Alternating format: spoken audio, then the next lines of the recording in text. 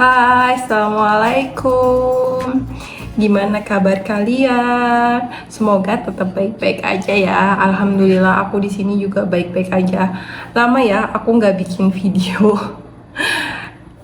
Karena sih yang pertama sih ya, karena aku sibuk pindahan. Jadi ini aku sekarang udah nggak tinggal di apartemen. Sekarang kita udah pindah ke rumah. Terus kemarin itu sibuk cari rumah bolak-balik. Terus habis itu akhirnya nemu tempat yang cocok ini. Aku sewa rumah sekarang di sini. Kemudian kita pindahan dan kita masukin barang itu juga lama. Tapi ternyata setelah pindahan itu pun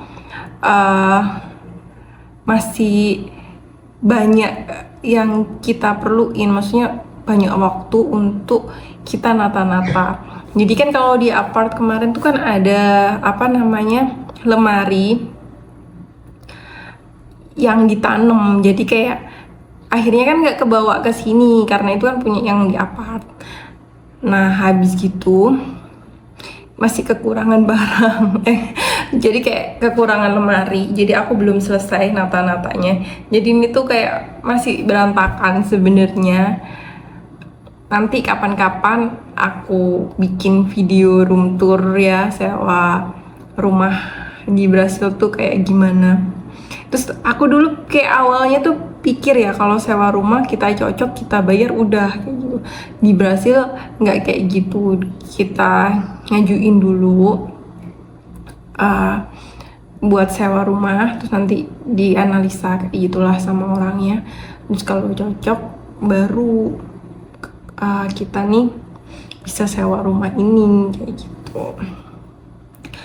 Oh iya, video kali ini sih sebenarnya singkat ya, karena ada yang tanya kan kemarin gimana ketemu sama suami kayak gitu.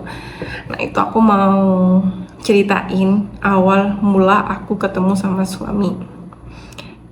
Tapi ini suamiku nggak mau direcord dia. Dia kan seorangnya pemalu. Ya udah aku aja yang cerita ya. Nah, jadi aku itu ketemu sama suami tahun 2020. Awal-awal Covid banget lah.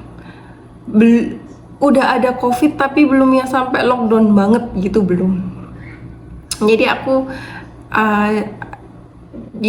ketemunya di dating apps kayak gitu. Nah, kebetulan di dating apps itu waktu itu karena Covid, jadi dia kayak buka gitu loh, nggak area sekitar aja, jadi kita kayak bisa bebas pilih negara mana kayak gitu. Nah kebetulan aku iseng-iseng lah ya, pilihnya Korea kayak gitu, berharapnya kan ketemu opa-opa kita tuh. Tadi mati lampu teman-teman. Jadi kan karena dipilih di Korea itu aku ketemu lah sama si suamiku. Terus suamiku follow aku follow dia. Ternyata kita match. Akhirnya kita tukar-tukuran Instagram, kita ngobrol awal-awal di Instagram. Terus habis gitu setelah beberapa lama kita ngobrol di Instagram, dia minta nomor WhatsApp. Tapi aku nggak berani tuh kasih nomor WhatsApp ke dia. Akhirnya aku kasih dia nomor WhatsApp palsu. Jadi aku tuh punya dua nomor WhatsApp. Yang satu tuh WhatsApp aku buat jualan. Aku dulu jualan di Shopee. Ya udah aku kasih itu. Yang satu WhatsApp pribadi kayak gitu. Lama kita WhatsAppan di WhatsApp jualanku itu. Terus sampai akhirnya dia itu tanya lah sama aku, berarti kalau orang muslim tuh kalau nikah harus sama-sama muslim ya? Kayak gitu. Aku bilang iya harus muslim, dan aku juga nggak mau kalau misalnya nggak sesama muslim. Terus dia ya gitu. Terus dia juga jelasin sih, dia juga nggak nyari pacar atau gimana, dia mau hubungan yang serius. Bilangnya sih seperti itu ya. Tapi kan kita tahu ya, kalau kayak gitu-gitu tuh jangan anggap 50%-nya itu maksudnya jangan anggap 100% lah, kayak percayanya aku tuh cuma 50%. Bisa aja sih laki itu ngomongnya aja, tapi kan kalau di luar itu gimana, dia juga pasti deket lah sama cewek-cewek, kenal sama cewek-cewek lain kayak gitu. Makanya aku nggak yang terlalu berharap kayak gitu. Kita ngobrol, akhirnya cocok lah kita sampai di tahun kedua kita. Tahun kedua tuh baru ngomongin nikah, terus kayak gini. Sempet udah mau nikah di tahun 2022, tapi kan 2022 itu masa peralihan pandemi ya, yang masih peraturan tuh masih sedikit ketat, nggak yang bener-bener los waktu itu, yang masih awal sih soalnya ya. Nah, akhirnya nggak jadi, karena kita akhirnya mutusin nunggulah nanti tahun 2023. Ada suara angin, soalnya ini lagi mendung, mau hujan di sini ya. Terus aku lanjutin aja ya. Akhirnya udah 6 bulan mau pernikahan, itu aku cari-cari info gimana cara nikah sama orang Brasil kayak gitu. Nah susah, ternyata kan jarang orang itu ngevlog nikah sama orang Brasil. Kebanyakan tuh nikah sama Eropa, dan temenku juga kebanyakan nikahnya sama orang Eropa. Tapi aku sih seringnya tanya-tanya sama temenku ini, karena dia kan udah nikah duluan nih sama orang Eropa. Persyaratannya gimana, kemarin dia ngurusnya apa, kayak gitu.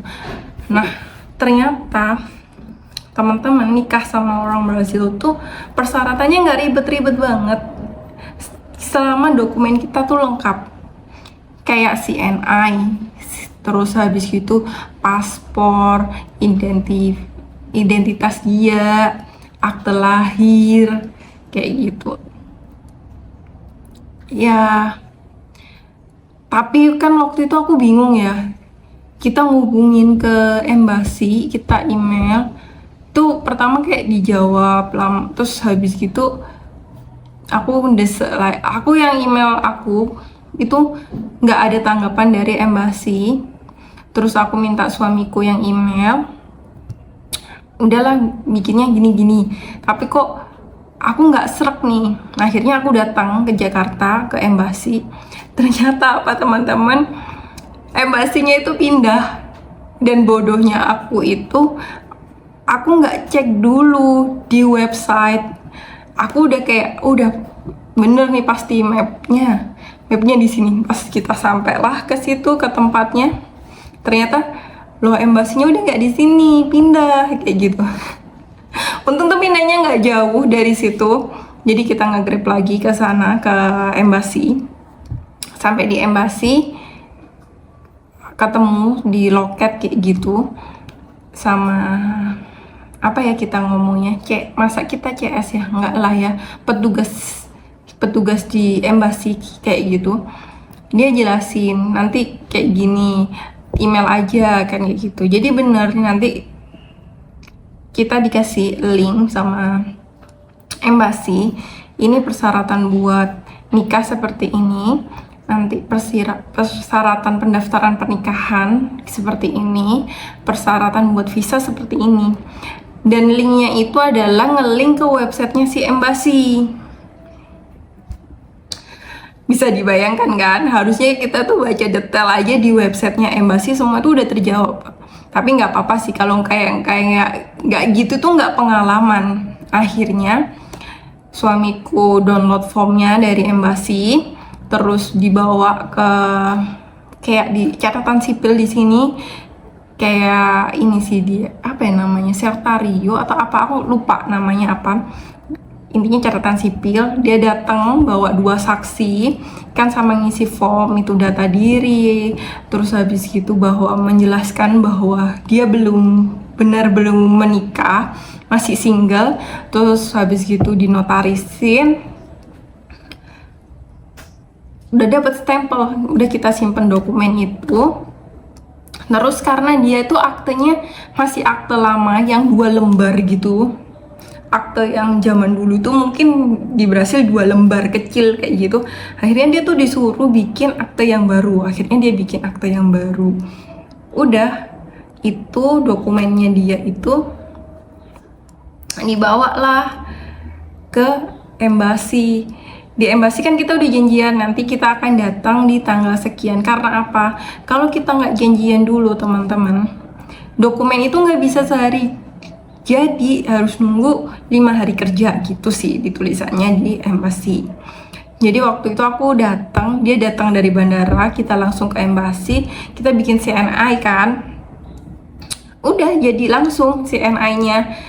Tapi CNI-nya itu masih dalam bahasa Inggris, nggak dalam bahasa Indonesia. Nah ini aku nggak ngerti ya, perbedaan di tempat KUA kamu sama KUA aku tuh sama apa enggak ya persyaratan. Karena di KUA aku semuanya harus ditranslate ke bahasa Indonesia. Akhirnya aku translate CNI itu, aku pakai jasa sih, soalnya aku udah kayak nggak sanggup nyari-nyari lagi itu di mana kayak gitu ya.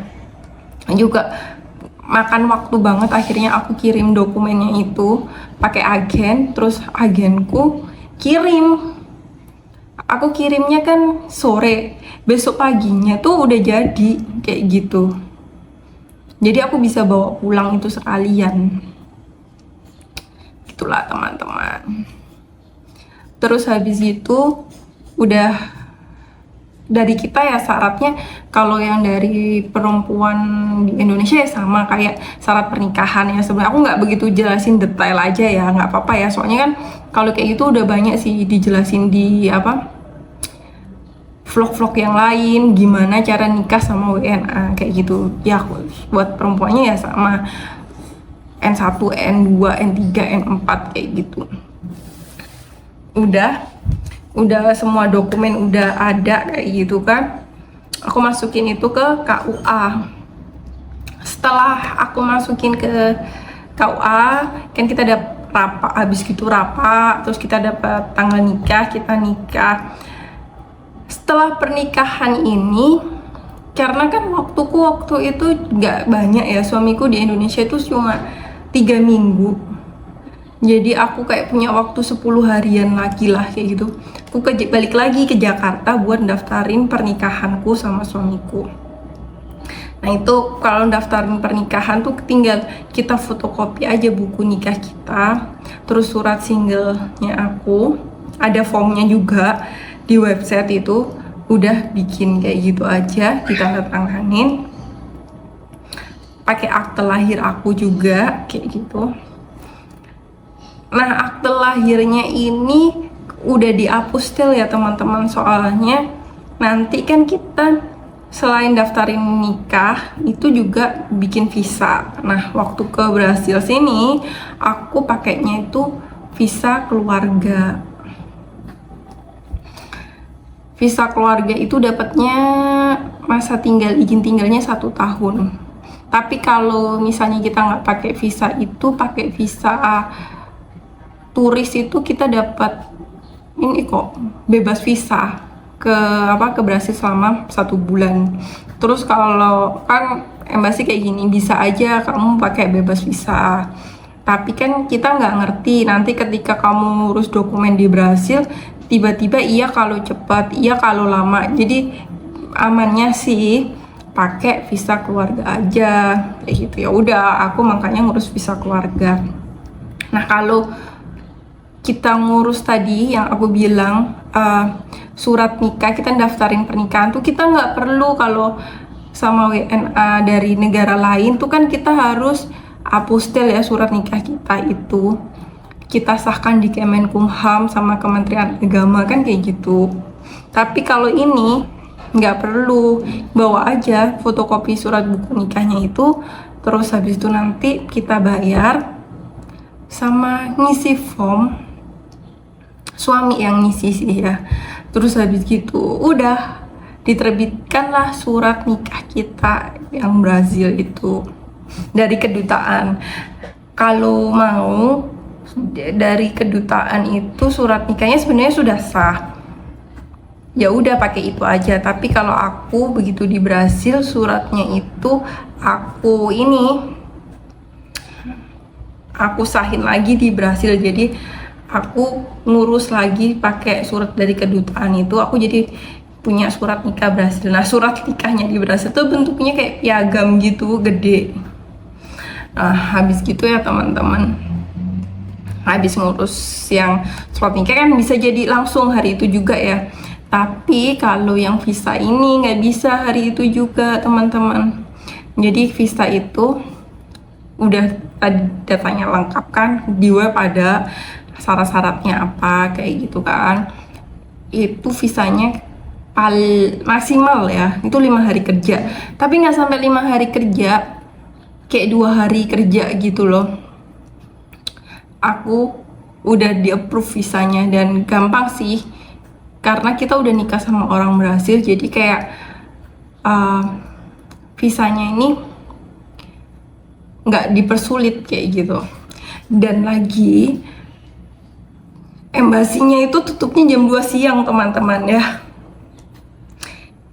bukanya dari jam 10, jam 9, jam 10 sampai jam 2 siang itu aja. Jadi terus jangan lupa kita harus bener-bener on time, dan kalau bisa ke embasi itu pagi, karena jangan sampai kita kepotong makan siang tuh loketnya tutup kayak gitu.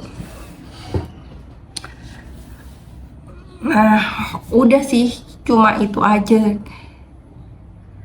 Kalau misalnya kalian masih kurang jelas nih ya sama videoku, kalian nanti bisa tanya aku di IG ku @alfajarina.